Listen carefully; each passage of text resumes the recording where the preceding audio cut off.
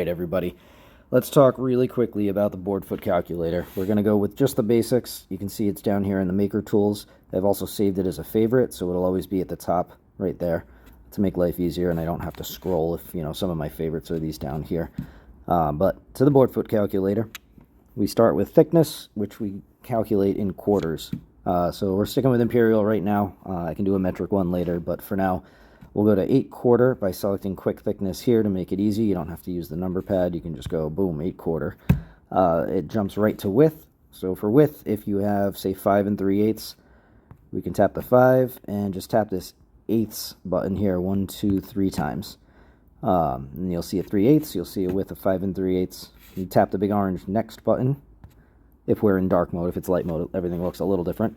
We go to length. Length is in feet, so we can say 6 feet. Now we have our calculation of 5.38 board feet. While we're on the length and it's highlighted, we can tap this FT arrows button. That'll switch it to inches for us.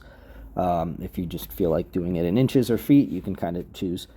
And we do lose to waste when we're milling up woods. So say we lose 20% of it, or we decide, how much waste we want to estimate. We'll set the waste, and then we are going to end up right up here, as you can see, with 4.3 board feet after the 20% waste. We can also give it a price. Say it's $5.95, and we now are going to see that the total is $31.98 for this particular board. We can add multiple boards, and we can do multiple boards in a list. So say we want to measure a new board completely and do that a few times over because we're buying a different set of wood, but different types of wood. Down here at the bottom right, we will go ahead and click Add to List. At the top, we now see this new list icon up here.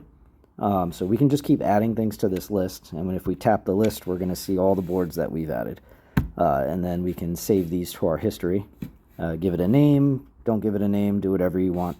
You can add a client to it if you want. If you're using the client feature in the app to save people that you're selling to, you can select a client that already exists, or you can add a new client, or just stick with no client for now. Hit save. Then back to history, and we have this new board foot list. No client or anything, just nice and clean. Exactly how many board feet, how much it's going to cost, when you created it, and all the items that are in there. And then we can edit the details, edit the boards, duplicate the list entirely. And if we go back, we can see down here we have another list where we actually had a client. So you've got Joe, it's in the ordered status. We can tap that and we can see it.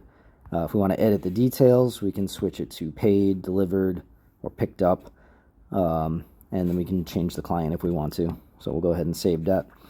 And if we tap the client's name, it takes us to their page where we can see any projects, quotes, invoices, notes, pretty much everything about the client, which would be the same as going down here to the business tools and tapping clients. And there's Joe. Cool. Good times. There's a lot more stuff you can do, and things interconnect a lot more with other linking in projects and in shop journals. So I'll go over that at some other point, but that's it for now. Cheers. Have an awesome day.